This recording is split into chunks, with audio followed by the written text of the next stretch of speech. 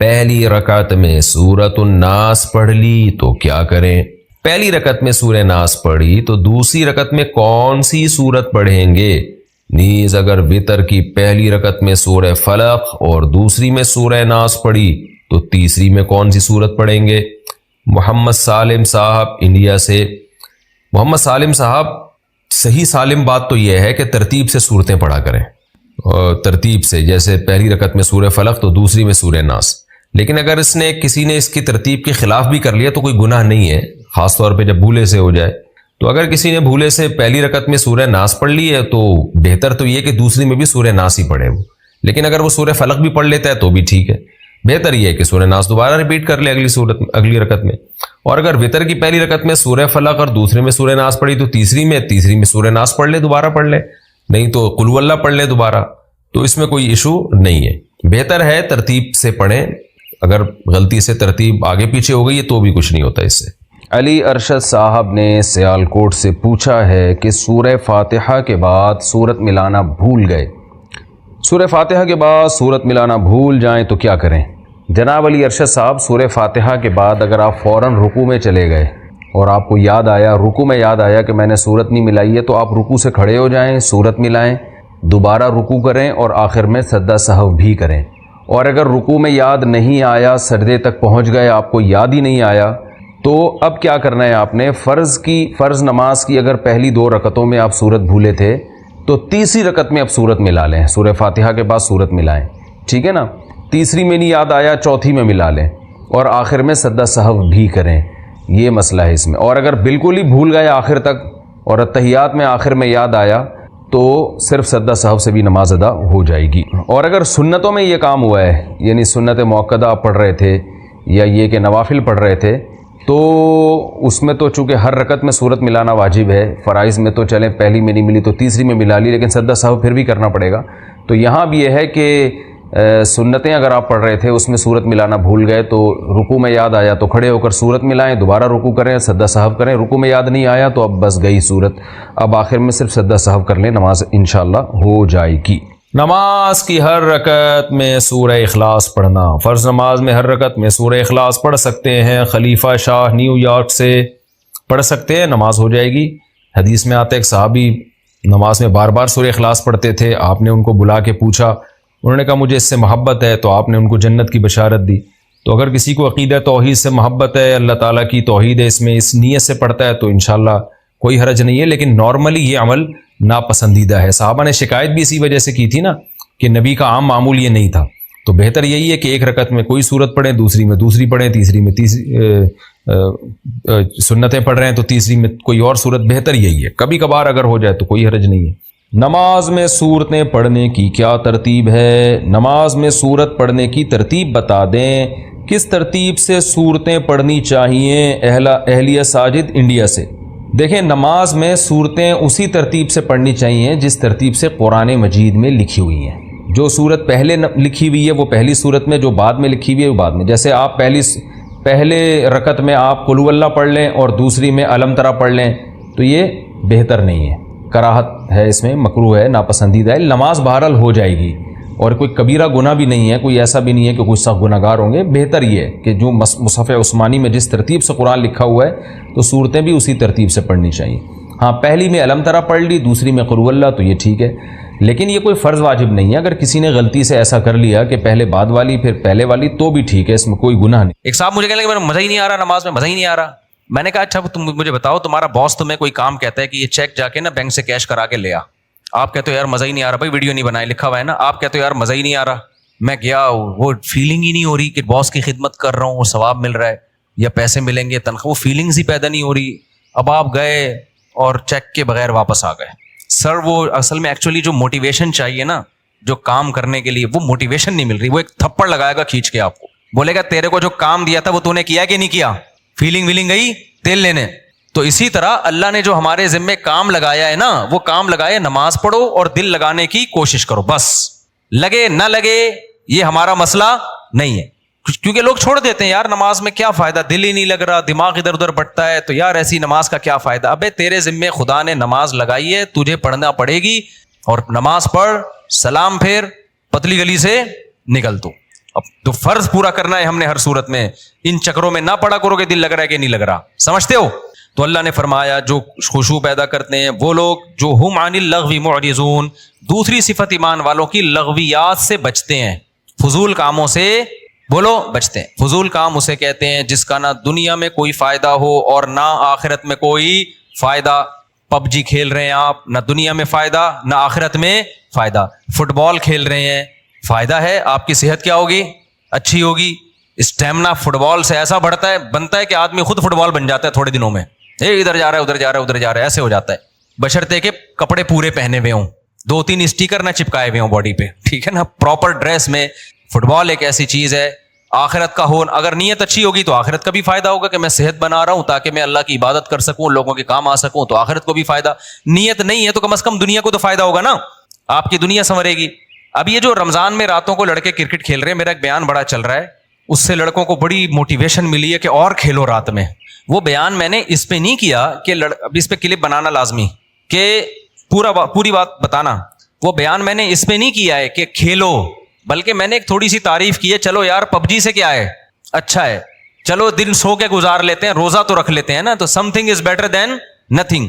لیکن اصل جو کام ہے نا میرے بھائی رمضان میں, وہ کام ہے کوشش کریں رات کو تھوڑا سا وقت نکال کے تہجد پڑھ لیں اور اللہ سے دعائیں مانگ لیں. کرکٹ پورے سال کھیلا جا سکتا ہے, یہ جو چانس اللہ نے جو پیکج رمضان میں چل رہا ہے نا, تہجد, تراویح اور دعاؤں کا, یہ والا پیکج بعد میں نہیں ملے گا. تہجد تو پڑھ سکتے ہیں بعد میں بھی, وہ فضیلت نہیں ہوگی جو رمضان میں ہوتی ہے.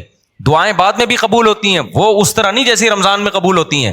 تو اس لیے جو نوجوان لڑکے ساری رات کرکٹ کھیل رہے ہیں, بھائی کھیل لیں, لیکن تھوڑا سا ٹائم اللہ کے لیے بھی بولو نکال لیں. دوسری بات یہ کہ کوئی بھی کھیل اس طرح سے کھیلنا کہ اہل محلہ کو تکلیف ہو, تکلیف دینا تو کسی صورت میں جائز نہیں. بعض اہل محلہ کی طرف سے شکایتیں آئی ہیں, کراچی میں دور دور سے لوگوں کے میسج آئے کہ آپ نے کرکٹ کھیلنے کے اور فضائل رمضان میں بیان کر دیے, ہمارا ناک میں دم کر کے رکھا ہوئے لڑکوں نے, ہمیں سونے نہیں دیتے, ہم جب سوتے ہیں تو وہ چیخو پکار کی آواز, ہماری نیند غائب.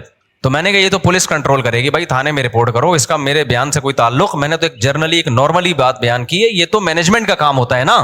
دیکھو امریکہ میں, لندن میں, پورے یورپ میں آپ نے تیز آواز سے گانے لگا دیے نا, تو پڑوسی نہیں آپ کو آپ کہے گا کہ بند کرو, پڑوسی پولیس کو فون کرے گا, پولیس آئے گی بولے گی بھائی اس کو کیا کر لے, آہستہ کر آواز, اپنے گھر کے اندر سن, میں لوگوں کی سنا رہا ہے.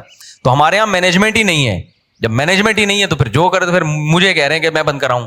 تو وہ اس لیے اصل کام یہی ہے کہ والذین هم عن اللغو معرضون, ایمان والوں کی علامت یہ ہے کہ وہ ایسے کاموں سے جس کا نہ دین کا کوئی فائدہ نہ دنیا کا کوئی فائدہ, اس سے ایوائڈ کرتے ہیں, اس سے اجتناب کرتے ہیں. تو آج سے دیکھیں سارا دن آپ کون کون سے ایسے کام کر رہے ہیں جو فالتو کے کام ہیں, جن کا کوئی فائدہ بولو نہیں. ان کاموں کو اپنی فہرست سے نکالیں. سمجھتے ہو کہ نہیں سمجھتے؟ والذین هم للزکاۃ فاعلون, زکات دیتے ہیں. والذین هم لفروجہم حافظون, اپنی شرم گاہوں کی حفاظت کرتے ہیں. الا علی ازواجہم, سوائے اپنی بیویوں کے.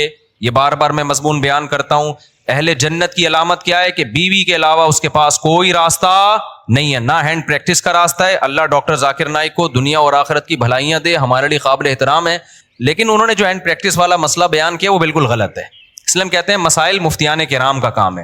انہوں نے کہہ دیا کہ مجبوری میں جائز ہے, کہیں بھی جائز ہونے کی ہمارے پاس کوئی شرعی دلیل موجود نہیں ہے. قرآن نے صاف طور پہ منع کیا ہے. ڈاکٹر لوگ عام طور پر اس کو پروموٹ کر رہے ہوتے ہیں. ڈاکٹر ذاکر نائک بھی چونکہ میڈیکل سائنس کے ڈاکٹر ہیں نا, تو ڈاکٹر لوگ کہتے ہیں یار اسٹریس ختم کرنے کے لیے. بھائی دنیا میں صرف اسٹریس ہی کوئی مسئلہ نہیں ہے. اسٹریس آپ شریعت کی حدود میں رہ کے تو ختم کر سکتے ہیں. شریعت کی حدود ٹوٹ رہی ہے تو پھر اسٹریس نعمت ہے اللہ کے لیے. دیکھو روزے میں بھی اسٹریس ہوتی ہے نا, دل تڑپتا ہے, منہ میں بدبو بھی پیدا ہو جاتی ہے بہت زیادہ خالی پیٹ رہنے سے. لیکن نبی نے کیا فرمایا, وَلَخَلُوفُ فَمِ الصَّائِمِ أَحَبُّ إِلَى اللَّهِ مِنَ الْمِسْكِ, اللہ کو بدبو سے کتنی نفرت ہے, لیکن روزے دار کی منہ کی بدبو اللہ کو مشک و عنبر سے زیادہ محبوب ہے. اللہ کو میلا کچیلا رہنا پسند ہے یا صاف ستھرا؟ بتاؤ. میڈیکل سائنس بھی کہتی ہے بھائی نیٹ کلین ہونا چاہیے بندہ. اللہ میاں بھی یہ کہتے ہیں, تبھی مسواک کا حکم دیا, نہانے کا حکم دیا, خوشبو کا حکم دیا, صاف کپڑے پہنے, پاک کپڑوں. لیکن جب ہم حج کرنے جاتے ہیں تو اللہ کو میلا کچیلا حاجی زیادہ پسند ہے. اب ڈاکٹر تو وہاں بھی کہے گا یار یہ میل کچیلا ایکچولی جرمس ایکچولی. بھائی اللہ کے لیے اب میلا کچیلا کیا ہے؟ پراگندہ بال, لمبا سفر, لمبا احرام. تبھی تو حج قران سب سے افضل ہے. ایک ہی احرام میں حج بھی کرو اور اسی احرام میں عمرہ بھی کرو تاکہ احرام لمبا ہو جائے, کیونکہ جتنا احرام لمبا ہوگا خوشبو نہیں لگا سکتے آپ, بال نہیں کاٹ سکتے, کنگھا نہیں کر سکتے. تو دیکھو لو جو لمبے حج کرتے ہیں نا, احرام یہیں سے باندھ کے جاتے ہیں, تھوڑے دنوں میں ایسا لگ رہا ہوتا ہے مریخ سے آئے ہوئے ہیں یہ, کہیں پتہ نہیں کہاں سے آئے بندہ. تو اللہ کو یہی پسند ہے, حاجی ایسے ہی پسند ہے. نہانے کی اجازت ہے حج میں, صابن نہیں لگاؤ, خوشبو نہیں لگا سکتے. تو بس اللہ کا ایک نظام ہے, نارمل روٹین سے اللہ نے حاجی کو کیا کر دیا, ہٹا دیا اللہ تعالیٰ نے. اسلام میں بال رکھنے کا حکم ہے, کیونکہ حدیث میں آتا ہے اللہ جمیل ہے, جمال کو پسند کرتا ہے. تو بالوں میں کیا ہے, جمال. یہی وجہ ہمارے نبی بال رکھتے تھے, بڑے بال تھے آپ صلی اللہ علیہ وسلم کے. لیکن حج میں کیا ہے, بولو بال کٹا دو. اچھا مجھے لوگ کہہ رہے ہیں آپ کے کیوں ہیں, اب تو عمرہ کیا آپ نے. ایک صاحب کہنے لگے اس پہ تو 6 عمرے اور ہو سکتے ہیں, اتنے بڑے بال ہیں. تو بھائی میں نے کہا قصر بھی تو ہے نا, ہم نے ٹرین کئی دفعہ کرا لی ہے, اب کیا ہے, قصر بھی سنت ہے, وہ بھی ٹھیک ہے. تو بہرحال بڑے بالوں میں زینت ہے, لیکن حج میں کیا ہوتا ہے, دہشت گردی کا جڑ سے خاتمہ. تو بس وہ اللہ کا حکم ہے کہ یار میرے حکم کو فالو کرتے ہو کہ نہیں کرتے. تو اسی طرح آپ کو جتنی مرضی ٹینشن ہو, اس ٹینشن کو ختم کرنے کے لیے ہینڈ پریکٹس کی آپ کو اجازت بولو نہیں ہے. اس کا ختم کرنے کا ایک ہی طریقہ ہے, نکاح کر لو جا کے. مجبور ہو کے کرو گے, کسی کا بھلا تو ہو جائے گا نا, کسی کی بچی کا, کسی عورت کو ٹھکانا تو مل جائے گا نا. تو اس لیے ڈاکٹر ذاکر نائک بہت قابل احترام, اللہ بہت دین کا کام لے رہا ہے, مگر یہ مسئلہ بالکل صحیح نہیں بیان کیا. ایک تو 3 طلاق کا مسئلہ بھی انہوں نے غلط بیان کیا, وہ بعد میں اب وہ ان کی رائے ویسی رہی بھی نہیں ہے, اس میں لچک پیدا ہو گئی ہے. تو لوگوں نے بہت دفعہ ایسا کیا, 3 طلاقیں دے کے جی ڈاکٹر ذاکر نائک کا کلپ آیا تو بیویوں کو رکھ لیا. میں نے بار بار بتایا یہ حرام ہے. 3 طلاق قرآن نے بیان کیا, حدیث نے بیان کیا, صحابہ کا اجماع ہے, 3 ہوتی ہیں, بیوی حلال نہیں ہوگی. خدا کے غضب کو مت دعوت دو. ڈاکٹر ذاکر نائک قابل احترام ہے, لیکن ابو حنیفہ سے زیادہ علم نہیں ہے ان کے پاس, امام شافعی سے زیادہ علم نہیں ہے, امام مالک سے زیادہ علم نہیں ہے, احمد بن حنبل سے زیادہ علم نہیں ہے. ڈاکٹر ذاکر نائک بخاری کے حوالے دے رہے ہیں, اور احمد بن حنبل بخاری کے استاذ ہیں. سمجھ میں آ رہی ہے بات کہ نہیں آ رہی؟ امام بخاری کے استاذ ہیں احمد بن حنبل, امام شافعی احمد بن حنبل کے استاذ ہیں, امام محمد امام شافعی کے استاذ ہیں, امام ابو حنیفہ امام محمد کے استاذ ہیں, اور امام مالک بقیہ 3 اماموں کے استاذ ہیں. اور یہ تابعین تبع تابعین کے دور کے لوگ ہیں. پوری امت نے ان پہ اعتماد کیا ہے, اور اس وقت اعتماد کیا ہے جب یہ 2 نمبریاں نہیں تھیں, اس طرح کے منجن نہیں بک رہے تھے مارکیٹ میں. نیک لوگ تھے, پرہیزگار لوگ تھے, وہ خود صاحب علم تھے. اس وقت جن لوگوں پر اعتماد کیا گیا نا, تو مسائل میں وہ لوگ زیادہ قابل اعتماد ہیں. آج کے اسکالرز کی ہر بات نہیں لی جائے گی. سمجھتے ہو کہ نہیں سمجھتے ہو؟ تو اچھا میرے بھائی ہم چلتے ہیں آگے. اچھا ڈاکٹر ذاکر نائک بیچارے انہیں وہ مسائل بتانا بھی چھوڑ دیں, لیکن پبلک نے ان کو چھوڑا نہیں. جب بھی کوئی جاتا ہے حضرت آپ مسائل نہ بتایا کریں, وہ کہتے ہیں بھائی میں نہیں بتاتا یار. وہ ایک دفعہ شکایت کر رہے تھے کہ جو آتا ہے نا ایک ہی بات لے کے آتا ہے. تو اس لیے کہیں میرا پیغام جا رہا ہے نا لوگوں تک, کوئی ڈاکٹر صاحب سے ملنے کے لیے جائے نا تو کائنڈلی یہ والی بات ان سے نہ کرے. جائے تمیز سے ملاقات کرے, سلام دعا کرے, اور ان کے ادارے کے لیے کوئی تعاون کرنا ہے تو تعاون کرے, اور پتلی گلی سے آ جائے. جو جا رہا ہے کہ حضرت آپ نے وہ مسئلہ بیان کیا تو وہ مسئلہ بیان کیا, وہ کہہ رہے بھائی مجھے چھوڑ دو یار میرے حال پہ. چلو آگے میرے بھائی, جو کام وہ کر رہے ہیں اس میں ان کے ساتھ تعاون بھرپور طریقے سے کرنا چاہیے. جس غیر مسلموں کو دعوت دینا, کتنے لوگوں کو مسلمان کر لیا, اور کتنا قطر کی گورنمنٹ نے بھی بلایا نا. لوگ پہلے کہتے تھے کہ اسلام تلوار سے پھیلا ہے, اب لوگ کہیں گے اسلام فٹ بال سے پھیلا ہے. پہلے مشہور تھا کہ اسلام کس سے پھیلا ہے, تلوار سے. علماء نے بتایا نہیں جی اخلاق سے پھیلا ہے. اب نہ اخلاق سے پھیلا ہے نہ تلوار سے پھیلا ہے. اسلام کس سے پھیلا ہے, فٹ بال سے. قطر میں فٹ بال کا ٹورنامنٹ ہوا نا, پتہ نہیں کتنے لوگ مسلمان ہو گئے ڈاکٹر ذاکر نائک کے ہاتھ پہ. تو اس چیز میں ان کے ساتھ بھرپور تعاون کرنا چاہیے, اور ہر وقت جا کے طنز کرنا, تانے کرنا, یہ چیز بالکل بھی مناسب نہیں. چلو میرے بھائی ہم آگے چلتے ہیں. تو اللہ میاں نے یہاں پر بتایا کہ اپنی شرمگاہوں کی حفاظت کرتے ہیں, یعنی اپنی خواہش پوری نہیں کرتے سوائے اپنی بیویاں اور باندیوں سے. باندیوں کا سیٹ اپ آج کل کیا ہو گیا ہے, ختم. بین الاقوامی معاہدہ ہے, اب کوئی کسی کو باندی نہیں بنا سکتا. کوئی عورت آ کے باندی بننا بھی چاہے نا کہ میں آج سے آپ کی غلام ہوں, لونڈی ہوں, نہیں ہو سکتا. یہ سمجھتے ہو, اسلام نے آزاد عورت کو یہ رائٹ ہی نہیں دیا کہ وہ کسی کی باندی بن جائے. وہ صرف جنگوں میں قید ہوا کرتی تھی, اور پوری دنیا میں یہ تھا کہ یہ معاہدہ تھا. اب وہ پوری دنیا میں معاہدہ ہو گیا ہے کہ اب جنگوں میں جو قید ہوگی وہ باندی نہیں بنے گی. تو اسلام نے معاہدے کی پابندی کا حکم دیا ہے. سمجھتے ہو, کیونکہ اسلام میں کوئی لازمی حکم نہیں تھا باندی بناؤ. تو اس لیے اب آپ کے پاس ایک ہی آپشن رہ گیا ہے. وہ آپشن کیا رہ گیا ہے, بیوی. تو 4 شادیوں کی اتفاق سے اللہ نے اجازت دی ہوئی ہے. وہ مجھے نہیں برا بھلا کہا کروں, اللہ نے دی ہوئی ہے عدل کی شرط کے ساتھ, حقوق کی برابری کے ساتھ. تو وہ آپ اگر کرنا چاہیں تو میری طرف سے مجھے کوئی شکایت آپ سے بالکل بھی نہیں ہوگی. مجھے, میں کون ہوتا ہوں, اللہ کو نہیں ہوگی. جب اللہ کو نہیں ہوگی تو سوسائٹی گئی تیل لیں, سوسائٹی کی ایسی کی تیسی. اچھا میرے بھائی ایسی کی تیسی کا وہ بنا لینا. آگے اللہ تعالیٰ فرماتے ہیں والذین هم لاماناتهم وعهدهم راعون. یہ بہت اہم آیت ہے یار, یہ بہت اہم آیت ہے. کاش یہ چیز مسلمانوں میں آ جائے. امانتوں اور معاہدوں کی پابندی, ایگریمنٹ کی بولو پابندی. امانت کا مطلب کوئی بھی عہدہ آپ کو دیا گیا ہے, آپ پہ اعتماد کر کے آپ اس کو ذمہ داری سے پورا کریں.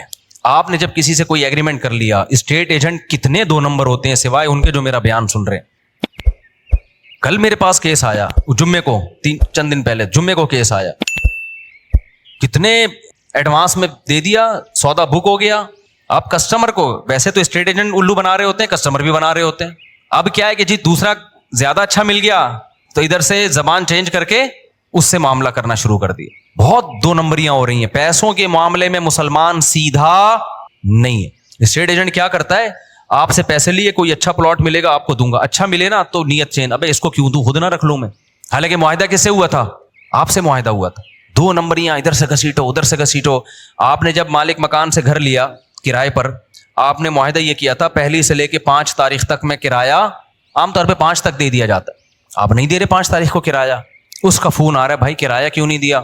آپ کہ چلو اب دے دیتا ہوں میں. معاہدہ تو توڑ دیا نا آپ نے, معاہدہ 5 کا ہوا تھا. اب وہ کال کر کے کیوں بتا رہا ہے آپ کو, نہیں آئی بات. جو کام آپ کا تھا وہ کیوں, بیت الخلاء جب جانا ہوتا ہے دوسرا بتا رہا ہوتا ہے, سر آپ 24 گھنٹے ہو گئے ابھی تک واش روم نہیں گئے, کائنڈلی اب آپ چلے جائیں.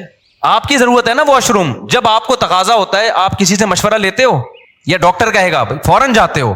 تو یہ جو آپ کا ایگریمنٹ ہوا نا کہ گھر میں استعمال کروں گا اور کرایہ میں اتنے دن دوں گا, اتنے دن تک دے دوں گا, تو اب جب اتنے دن گزر گئے تو یہ ذمہ داری کس کی ہے؟ آپ گناہگار ہو رہے ہو, آپ گناہگار ہو رہے ہو, آپ کو دینا پڑے گا اس کو, اس کے کال کیے بغیر. سمجھتے ہو کہ نہیں سمجھتے ہو؟ آپ کسی اسکول میں ٹیچر ہو, آپ کا ایگریمنٹ ہوا تھا کہ آپ بچوں کو پڑھاؤ گے اور تنخواہ لو گے, آپ پڑھا رہے نہیں ہو, تنخواہ پوری لے رہے ہو. یہ معاہدے کی خلاف ورزی ہے یا نہیں ہے؟ کسی سیاستدان نے ووٹ لیے اس بیس پہ کہ میں یہ کروں گا میں یہ کروں گا, ووٹ لے کے جیت گیا, اب نہ یہ کر رہا ہے نہ وہ کر رہا ہے, پوری قوم اس میں مبتلا ہے, کوئی بھی مستثنا نہیں ہے. تو یہ بہت بڑا المیہ ہے, بہت بڑا المیہ ہے. تو معاہدوں کی پاسداری کرنی پڑے گی آپ کو, مذہب کا حکم ہے. والذین هم علی صلواتہم یحافظون, اور وہ لوگ اپنی نمازوں کی حفاظت کرتے ہیں. نماز کو اللہ نے 2 دفعہ ذکر کیا, پہلے کہا خشوع و خضوع سے پڑھتے ہیں, اب کہا کیا کرتے ہیں, حفاظت. حفاظت کا مطلب پتہ ہے کیا ہے؟ ٹائم پہ پڑھنا. کیونکہ ٹائم گزار دیا تو ضائع کر دیا آپ نے, ٹائم گزار دیا تو کیا کر دیا, ضائع کر دیا. انہی آیتوں کی وجہ سے امام ابو حنیفہ سفر میں 2 نمازیں اکٹھی پڑھنے کے قائل نہیں ہیں, کیونکہ قرآن کہہ رہا ہے کہ اپنی نمازوں کی حفاظت. حفاظت کا مطلب کیا ہے؟ ایک صاحب نے کہا کہ قرآن نے کہا حفاظت کرتے ہیں, قرآن نے کہا ہر نماز کا ایک وقت مقرر ہے. قرآن میں ہے نا ان الصلاۃ کانت علی المؤمنین کتابا موقوتا, اور یہ سفر کے بارے میں نازل ہوئی ہے کہ ہر نماز کا ایک ٹائم متعین ہے. انہوں نے کہا جب قرآن میں آتا ہے ہر نماز کا ایک ٹائم متعین ہے, تو ہمیں حدیث سے پتہ چلتا ہے کہ سفر میں 2 نمازوں کا ایک ہی ٹائم ہے, حالانکہ ایسا ہے نہیں. حدیث جبریل سے پتہ چلتا ہے کہ ہر نماز کا ٹائم کیا ہے, ہر نماز کا ایک متعین ٹائم ہے. حدیث جبریل سے پتہ چلتا ہے ظہر یہاں تک, عصر یہاں تک, عصر سے مغرب کا ٹائم, پھر مغرب سے عشاء. حدیث جبریل مشہور حدیث ہے, اس سے پتہ چلتا ہے. اور جو سفر میں آتا ہے نا حدیث میں 2 نمازیں اکٹھی پڑھی ہیں, اکثر لوگ ہم پہ طنز کرتے ہیں کہ جب نبی نے فرمایا 2 نمازیں اکٹھی پڑھی ہیں تو آپ کیوں نہیں پڑھتے. بھائی بخاری مسلم کی حدیث ہے کہ نبی نے بغیر سفر کے بھی 2 نمازیں اکٹھی پڑھی ہیں, تو جو اس کا مطلب ہے وہ اس کا بھی وہی مطلب ہے, ان حدیثوں کا بھی. اور اس کا مطلب کیا ہے؟ علامہ شوکانی جو ہے غیر مقلد عالم تھے, انہوں نے لکھا ہے کہ اس کا مطلب ہے 2 نمازیں اکٹھی ایسے پڑھی ہے کہ ہر نماز اپنے وقت پہ پڑھی ہے. ایک کو مؤخر کیا ظہر کو, اور جب ظہر کا وقت ختم ہوا تو فوراً عصر پڑھ لی, یعنی عصر اپنے وقت پہ پڑھی, ظہر اپنے وقت پہ پڑھی. تو جو مطلب اس حدیث کا ہے نا جس میں آتا ہے نبی نے بغیر کسی عذر بارش کے 2 نمازیں اکٹھی پڑھی ہیں, ہم کہتے ہیں یہی سفر کا بھی یہی مطلب ہے. اس سے تمام قرآن اور تمام احادیث میں کیا ہو جاتا ہے, تطبیق ہو جاتی ہے آرام سے, سوائے حج کے. حج تو خلاف قیاس ہے. تو یہ جو آج کل اتنا زیادہ رواج ہو گیا ہے نبی کے, بھائی جاؤ, جب بھی لوگ جاتے ہیں سفر میں, بعض تو گھر میں ہی پڑھ لیتے ہیں اکٹھی, تو کوئی کسی فقہ کو فالو کر رہا ہے, ہمیں اس پہ اعتراض نہیں ہے. لیکن آپ یہ کہنا کہ ہمیں قرآن و حدیث کا پتہ ہے اور احناف کو قرآن و حدیث کا نہیں پتا, یہ آپ کبھی بیٹھو تو ہم بتائیں کہ اللہ کا شکر ہے ہمیں جتنا پتا ہے شاید آپ سے زیادہ ہی پتا ہو, آپ سے کم پتا نہیں ہے. تو یہ آخری بات, یہ چونکہ موضوع چل گیا ہے تو بس 1 منٹ میں اس بحث کو سمیٹتا ہوں. دیکھو قرآن مجید متواتر ہے, اس کا ایک ایک لفظ من جانب اللہ ہے, اس میں ایک حرف میں بھی تحریف نہیں ہوئی ہے. قرآن جگہ جگہ کہتا ہے ایمان والے اپنی نمازوں کی حفاظت کرتے ہیں, جگہ جگہ کہتا ہے, بار بار کہتا ہے.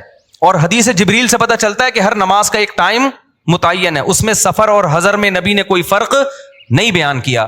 تو ہم یہ کہتے ہیں کہ جو متواتر ہے نا, اس کے خلاف جب کوئی اتنی مضبوط دلیل ہوگی جو اسی جیسی ہوگی تو پھر تو مانی جائے گی, نہیں ہوگی تو اس میں تعویل کی جائے گی.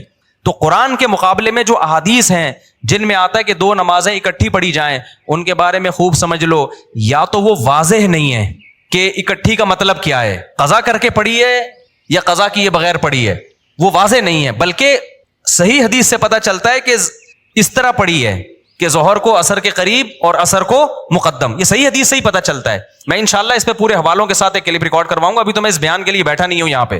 تو وہ احادیث جن میں آتا ہے 2 نمازیں اکٹھی پڑھی ہیں وہ واضح نہیں ہے, اور جو واضح ہیں وہ صحیح نہیں ہے, ان کی سند پہ کلام ہے. بات آ رہی ہے سمجھ میں؟ کوئی ایک ایسی حدیث نہیں ہے جس میں آتا ہو کہ نبی نے ظہر کو باقاعدہ قضا کر کے عصر کے وقت میں پڑھا ہے. اتنی واضح حدیث ہو اور بے غبار سند بھی ہو اس کی, ایسی کوئی حدیث نہیں ہے. اگر حدیث بے واضح ہے تو سند بے غبار نہیں ہے, اور اگر سند صحیح ہے تو حدیث کا مفہوم واضح نہیں ہے. اور ویسے بھی کامن سینس کی بات ہے کہ اللہ تعالیٰ نے جو سفر میں 4 کی 2 کی ہیں, وہ 2 اسی لیے تو کی ہیں کہ ٹائم پہ ہو جائیں. آپ کے پاس یہ عذر نہ ہو کہ جی مجھے ٹائم نہیں ملا, وہ ٹائم بچانے کے لیے ہی تو ہیں. جب آپ کو کوئی سہولت دی جاتی ہے اس لیے دی جاتی ہے نا کہ کام ہو جائے, اس لیے تھوڑی دی جاتی ہے کہ اس کو ڈیلے کر دیں آپ. تو اس میں میرا مقصد دوسرے لوگوں پہ طنز کرنا نہیں ہے, لیکن میرا مقصد یہ کہ آپ جس فقہ کو فالو کر رہے ہیں نا قرآن و سنت کی روشنی میں, اس میں 2 نمازیں اکٹھی پڑھنے کے جو احناف کے ہاں مطلب ہے کہ جمع بین الصلاتین کا مطلب کیا ہے, وہ مطلب قرآن و حدیث سے بہت زیادہ مزین ہے, بہت مدلل ہے وہ مطلب. اور ویسے بھی جو سفر میں بھی آپ نے جمع سوری کی ہے, جس کو جمع سوری کہتے ہیں کہ ظہر اور عصر کے قریب قریب پڑھا ہے, یہ بھی بہت کم کیا ہے. جبکہ ہم اہل حدیث حضرات کو دیکھتے ہیں ہر سفر میں یہ کر رہے ہوتے ہیں, وہ یعنی خود حدیث پر بھی اس طرح عمل نہیں کر رہے ہوتے جو ان کی اپنی رائے ہے. آپ دیکھ لو تو لوگوں نے عام شروع کر دیا ہے, جب بھی جائیں گے ظہر. اب تو یہاں تک شروع ہو گیا ہے کہ سفر ابھی شروع ہونے والا تھا, ابھی شروع نہیں ہوا ہے, گھر میں ہی ظہر اکٹھی پڑی اور نکل گئے, اور حوالہ دیتے ہیں حضرت مولانا فلاں کرتے ہیں, حضرت مولانا فلاں کرتے ہیں. بھائی جتنا بھی بڑا مولانا ہو ابو حنیفہ کی خاک کے برابر بھی نہیں ہے, ان کی کوئی حیثیت نہیں ہے ان واعظین کی اور آج کے مولویوں کی. تو ہم ابو حنیفہ کی بات کو قرآن و حدیث پہ ہرگز ترجیح نہیں دے رہے, ہم ابو حنیفہ کی فہم کو آج کے اسکالرز کی فہم پہ ترجیح دے رہے ہیں. سمجھتے ہو کہ نہیں سمجھتے ہو؟ چلو آگے. تو اس لیے یہاں بھی قرآن کہہ رہے اپنی نمازوں کی حفاظت. یہی وجہ دیکھو فجر اور ظہر کو نہیں جمع کیا گیا, کیوں؟ دونوں کا ٹائم آپس میں ملتا نہیں ہے, دونوں کا ٹائم نہیں مل رہا آپس میں. آگے چلتے ہیں ہم. اولئک ھم الوارثون, جو اپنی نمازوں کی حفاظت کرتے ہیں, اللہ فرماتے ہیں یہی لوگ وارث ہیں. کس چیز کے وارث ہیں؟ کیا ملے گا, کیا انعام ملے گا؟ بھائی اللہ کتنے پیسے دے گا ان لوگوں کو جو معاہدوں کی پابندی کرتے ہیں, ان لوگوں کو جو فضولیات سے بچتے ہیں, ان لوگوں کو جو اپنی شرمگاہوں کی حفاظت کرتے ہیں, ان لوگوں کو جو اپنی امانتوں اور معاہدوں کی پابندی کرتے ہیں. تو اللہ کی طرف سے ان کو کیا ملے گا؟ سوال پیدا ہوتا ہے کہ نہیں ہوتا؟ اللہ فرماتے ہیں میں بتاتا ہوں کیا ملے گا. الذین یرثون الفردوس, یہ وہ لوگ ہیں جو جنت الفردوس کے وارث بنیں گے. کہاں جائیں گے؟ ایسے باغات میں جن کے نیچے نہریں بہتی ہیں. کتنا قرآن میں اللہ نے جنت کا نقشہ بیان کیا ہے, کتنا زیادہ بیان کیا ہے. ہم سمجھتے ہیں کہ یہ اللہ کے معاذ اللہ سیاسی وعدے ہیں. ومن اصدق من اللہ قیلا, اللہ کہتے ہیں اللہ سے زیادہ سچی بات کوئی نہیں کر سکتا. تو میرے بھائی دکھا دے نا اللہ, تو سارے نیک پرہیزگار بن جائیں. اللہ نے کیا کیا ہے؟ چھپا دیا ہے. تو چھپا ہوا ہے اس لیے ہم جیسے لوگ مارکیٹ میں گھوم رہے ہیں. آگے اللہ فرماتے ہیں, اس میں پھر اور بہت سارے احکام ہیں, وقت بہت کم ہے. آگے میں نے سورہ نور بھی تھوڑی سی بیان کرنی ہے. سورہ نور میں اللہ نے بہت سارے حکام دیے, 5 منٹ میں جلدی جلدی. پہلا حکم اللہ نے یہ دیا, الزانیۃ والزانی فاجلدوا کل واحدۃ منہما مئۃ جلدہ, کل واحد منہما مئۃ جلدہ. جو زنا کرنے والا مرد اور زنا کرنے والی عورت, حکومت کو خطاب ہے کہ ان کو چوک میں لے کر آؤ اور دونوں کی پشتوں پہ 100 کوڑے مارو. اے اللہ چھپڑ میں بند کمرے میں نا ولیشہد عذابہما طائفۃ من المؤمنین. پوری ایک مسلمانوں کی پبلک دیکھ رہی ہو ان کم بختوں کو. آج لڑکا فخر سے بتا رہا ہوتا ہے میری گرل فرینڈ ہے, اور آج کے دور میں گرل فرینڈ کا مطلب کیا ہے؟ یہ بھی بدکار, منہ کالا کرنے والی, اور میں بھی اس کے ساتھ منہ کالا کرنے والا بدکار. اتنا گندا غلیظ جرم, اور دوستوں کو فخر سے بتا رہا ہوتا ہے کہ میری گرل فرینڈ ہے یہ. جب بھی کوئی آپ کے سامنے دیکھو, نہی علی المنکر اپنی استطاعت کے بقدر فرض ہے. میں یہ نہیں کہہ رہا جو زنا کر رہے آپ کوڑے مارنا شروع کر دو, اس کی آپ کو اتھارٹی نہیں ہے. لیکن اتنا آپ کا فرض بنتا ہے جب کوئی دوست بتایا کرے نا میری گرل فرینڈ ہے, بول کام تو بھنگیوں اور چماروں والے کر رہا ہے, شکل سے شریف لگتا ہے, کام کیا کر رہا ہے بھنگیوں اور چمارے والے, اور تھوڑے دن میں تیری شکل بھی بھنگیوں اور چماروں جیسی ہونے والی ہے. سمجھتے ہو کہ نہیں سمجھتے؟ بہت گندا غلیظ عمل ہے. قرآن کیا کہہ رہے ہیں؟ ان دونوں کو کھڑا کر کے کیا کرو, بغیرتوں کو 100 کوڑے مارو چوک پہ. یہ غیر مسلموں کا کام ہے بھائی, مسلمانوں کے نہیں ہے. یہ بولو یار تیری بھابھی کا فون آیا ہے, میری وائف کا فون آیا ہے, مجھے اپنی بیوی سے, جب کوئی مجھے بتاتا ہے نا مجھے اپنی بیوی سے محبت ہے, اللہ کی قسم خوشی ہوتی ہے. ایک خاندانی آدمی ہے, دعوت پہ جاتا ہے اپنی بیوی کو لے کے, خدا کی قسم خوشی ہوتی ہے. بندہ کیا ہے؟ خاندانی ہے. عزت دار آدمی یہی کرتا ہے نا. تو یہ گرل فرینڈ بوائے فرینڈ بھنگی اور چماروں کے کام ہیں. اللہ کو اتنا غضب ہے. اور یہ تو اللہ نے غیر شادی شدہ کے بارے میں کہا. شادی شدہ کے بارے میں حدیث متواتر ہے کہ ان کو تو زمین میں گاڑ کے کیا کیا ہے نبی نے, پتھر مارے. حالانکہ نبی سے زیادہ رحم دل کوئی بھی نہیں ہے. اتنا غضب, اللہ کا حکم. نبی بھی رحم دل ہیں, نبی تو نہیں چاہتے تھے اس طرح کریں, لیکن حکم کس کا ہے بھئی؟ اللہ کا. اب میرے پاس آپشن نہیں ہے. زمین میں گاڑ کے پتھر مارے گئے, پتھروں سے زندہ. ایسا نہیں ہوتا کہ زانی مرد اور زانی عورت کو بے ہوشی کا انجیکشن لگا کے رجم کیا جائے گا. نا نا نا نا, جو شادی شدہ یہ زنا کر رہا ہے اس کو تو اس طرح سے مارنے کا حکم ہے. اتنا غلیظ اتنا پلید عمل ہے یہ اسلام کی نظر میں. تو جو غیر مسلم کر رہے ہیں, انگریز کر رہے ہیں, وہ نہیں مانتے آخرت کو, ان کو کرنے دو. یا فیس بک پہ دینا شروع کر دو بھنگی چمار. میں آپ لوگ کے لیے, جو آپ میں سے یہ کر رہا ہے اس کے لیے لفظ استعمال کر رہا ہوں.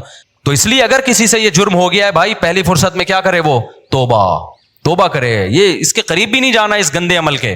تو آگے اللہ تعالیٰ فرماتے ہیں کہ جو اپنی بیویوں پہ تہمت لگاتے ہیں ان کے لیے بھی اللہ نے, کچھ لوگ شکی مزاج ہوتے ہیں, بلا وجہ عورت پہ تہمت لگا رہے ہوتے ہیں, اس کے لیے پورا لعان کی آیتیں نازل ہوئی. وقت کم ہے, پھر کبھی ڈیٹیل بتائیں گے. پھر حضرت عائشہ رضی اللہ تعالی عنہا پر منافقین نے جھوٹی تہمت لگائی تھی. اللہ نے امی عائشہ کی پاک دامنی آسمان سے نازل کی کہ یہ پاک دامن ہے. اسی وجہ سے جو حضرت عائشہ رضی اللہ تعالی عنہا, دیکھو حضرت عائشہ کا ایسا مقام ہے, صحابی نے پوچھا یا رسول اللہ سب سے زیادہ محبوب آپ کو کون ہے؟ آپ نے فرمایا عائشہ. کیا فرمایا؟ حالانکہ ان صحابی کا مقصد تھا مردوں میں, ان کا مقصد کیا تھا؟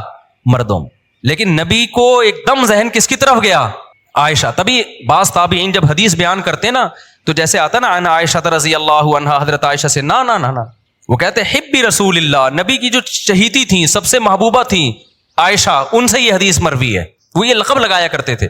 تو آپ نے کیا فرمایا؟ سب سے محبوب کون ہے؟ عائشہ. تو ان صحابی نے کہا مردوں میں. فرمایا ابوہا. یہ بھی نہیں کہا کہ ابو بکر, نہیں آئی بات میرا خیال ہے. فرمایا عائشہ کا باپ. تو نام یہاں بھی کس کا استعمال کر رہے ہیں؟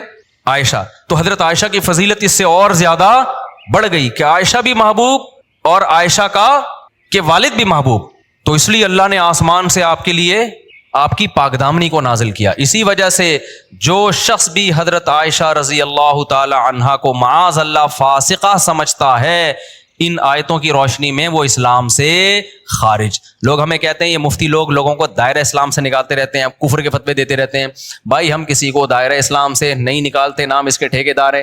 جو نکل گیا ہے اس کے بارے میں بتاتے ہیں کہ یہ مارکیٹ سے کیا ہو گیا, اسلام کی مارکیٹ سے شارٹ نکالنا تو اللہ کا کام ہے بھائی, بتانا مولویوں کا کام ہے یا نہیں ہے. تو اتنا بھی براڈ مائنڈیڈ نہیں بنو کہ دائرہ اتنا بڑا ہو جائے کہ کوئی اس میں رہے نہیں. اب کوئی بتوں کی عبادت کر رہا ہے تو دائرہ اسلام میں کہوں یہ مسلمان ہے تو اللہ مجھ سے پوچھے گا کہاں سے آ گیا مسلمان بھائی جو بتوں کی عبادت کر رہا ہے. تو اتنے براڈ مائنڈیڈ نہیں بنو, نہ اتنے میٹھے بنو کہ لوگ کھانا شروع کر دیں, نہ اتنے کڑوے بنو کہ لوگ تھوکنا شروع کر دیں. بیلنس ہونا چاہیے. تو دائرہ اسلام سے جو نکلے گا تو وہ مارکیٹ سے خود ہی نکلا ہے, ہم نے تھوڑی نکالا ہے. ہم بتائیں گے بھائی یہ نہیں ہے.